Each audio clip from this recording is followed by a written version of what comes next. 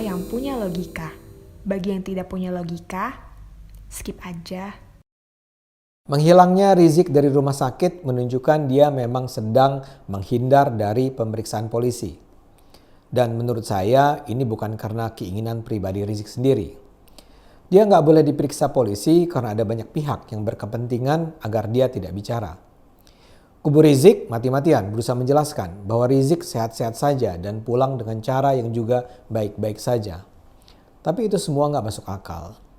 Rizik jelas kok kabur lewat pintu belakang melalui cara terencana. Dan ini pasti melibatkan banyak pihak. Setidaknya di luar HR Center ada peran Rumah Sakit Umi dan Lembaga Mercy yang dikabarkan melakukan tes swab pada Rizik. Sekarang pun setidaknya sampai video ini dibuat, keberadaan Rizik ditutupi. Sementara itu beredar sebuah chat yang menyebar melalui berbagai WAG anti Jokowi yang memperingatkan agar Rizik jangan sampai bersedia dipanggil polisi. Dalam chat itu dikatakan bahwa begitu Rizik datang ke kantor polisi, dia tidak akan bisa keluar lagi. Narasi yang dibangun adalah pemerintah begitu takut dengan Rizik sehingga Rizik harus diberangus. Jelas ada upaya untuk mencegah agar Rizik jangan sampai diperiksa. Rizik harus dirawat di Rumah Sakit Umi di Bogor dan seolah menjalani tes swab oleh sebuah lembaga yang sebenarnya nggak punya kapasitas untuk menjalankan pemeriksaan COVID karena Rizik harus selalu di bawah kendali mereka yang harus mengawal Rizik. Kalau tidak dirawat di Rumah Sakit Umi, dia nggak bisa leluasa bergerak dan menyelinap meninggalkan pengawasan polisi. Saya yakin yang mencoba menghalangi pemeriksaan Rizik bukan hanya Rizik dan kawan-kawannya.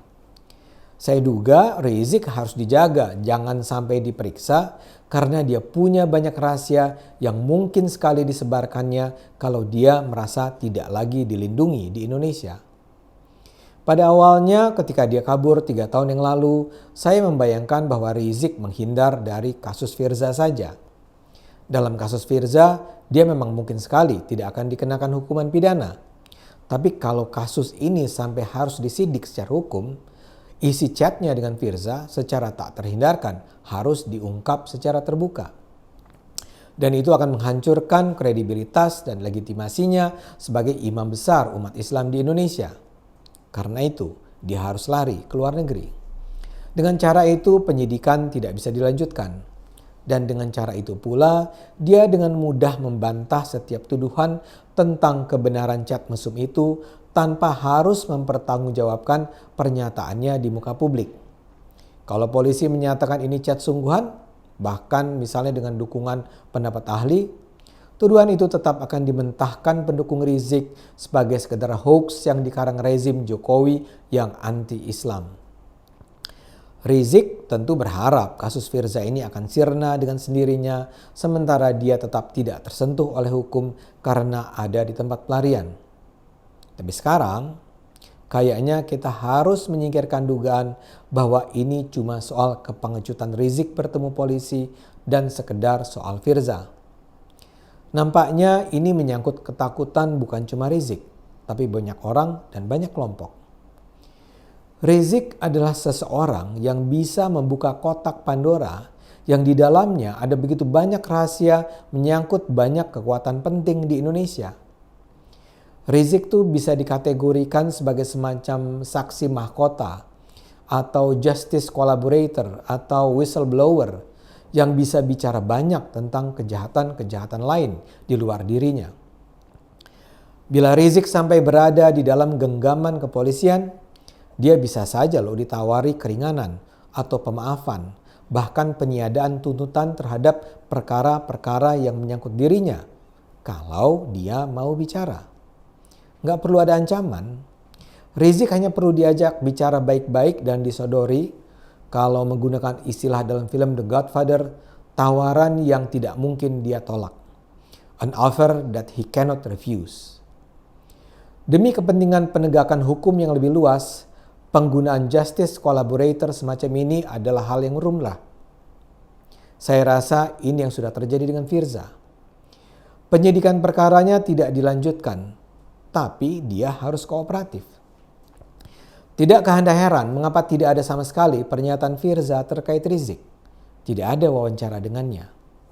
Mengapa para wartawan tidak bersedia mengontaknya atau memburunya? Jawabannya sederhana. Firza memilih diam. Kita memang membaca sejumlah cuitan Firza melalui media sosial dengan namanya sebagai pemilik akun. Tapi kita semua tentu layak meragukan itu Firza asli. Akunnya digunakan orang lain, tapi atas dasar persetujuannya. Firza bungkam karena saya rasa dia sudah setuju untuk kooperatif. Dan Firza adalah kartu truf yang bisa digunakan setiap saat untuk menekan Rizik lebih jauh. Sekarang, bisakah Anda bayangkan bila posisi Firza diganti Rizik sendiri? Pada dasarnya kan ada serangkaian perkara hukum yang bisa membawa Rizik kembali ke penjara selama bertahun-tahun. Pertanyaannya, apa yang bisa ditawarkan Rizik agar dia tidak perlu menjalani proses yang memalukan itu? Jawabannya juga sederhana, informasi. Seperti saya katakan, Rizik adalah sebuah kotak Pandora yang begitu dibuka, kalau pakai istilah Inggrisnya, all hell break loose. Segala macam rahasia akan bisa mengalir deras keluar dari mulutnya. Kalau ini cuma menyangkut reputasi pribadinya sih, ya nggak apa-apa. Tapi masalahnya Rizik ini sangat mungkin adalah sosok yang berjuang bukan karena keyakinan keagamaannya. Ada banyak sekali analisis yang menunjukkan bahwa Rizik adalah sekedar perpanjangan tangan. Jadi diduga di belakang Rizik ada jaringan kepentingan dengan modal raksasa yang menjadikan Rizik sebagai panglima perang yang mampu menggerakkan mungkin jutaan orang untuk tujuan politik. Ini adalah jaringan pemodal yang sama yang mendanai gerakan 212, GNPF Ulama, dan mungkin juga berbagai kerusuhan lain di Indonesia. Mungkin sekali mereka adalah jaringan yang memang merancang gerakan masif, terstruktur, dan terencana untuk menggulingkan pemerintahan Jokowi. Dan hampir pasti, merekalah yang mendanai kaburnya Rizik ke Saudi, mendanai kehidupan Rizik dan keluarga selama di Saudi, membayar denda demi denda pada pemerintah Saudi, mendanai pembuatan dan pemasangan ribuan baliho dan spanduk Rizik di seluruh Indonesia, dan tentu saja mendanai kepulangan Rizik ke Indonesia dan berbagai acara yang mengikutinya. Bahkan mungkin mendanai acara pernikahan Najwa Shihab.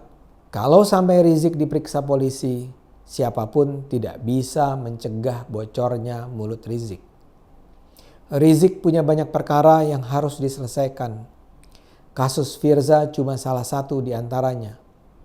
Sekarang pun ada lagi kasus hukum baru kalau memang terbukti bahwa dia bertanggung jawab atas acara di Petamburan dan pernikahan Najwa.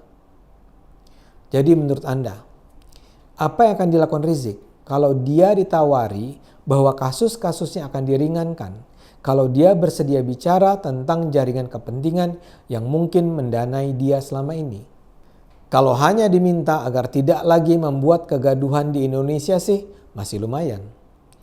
Tapi bagaimana kalau dia diminta untuk menyebut nama, menyebut kelompok, menjelaskan titik-titik jaringan, sumber dana, serta beragam info yang akan bisa membongkar konspirasi kepentingan yang akan menghancurkan Indonesia? Karena itulah ada yang berkepentingan agar Rizik tidak sampai harus diperiksa polisi. Dan melihat kemungkinan dana yang mereka keluarkan selama ini, kita tahu ini pasti bukan kekuatan main-main. Saat ini saja saya duga sembari terus mencegah jangan sampai Rizik bertemu aparat hukum, kelompok-kelompok ini juga aktif beroperasi agar pemerintah menganyepkan kasus Rizik. Mereka buying time, menunda-nunda terus, dan berusaha melakukan lobby-lobby. Persoalan Rizik belum berakhir.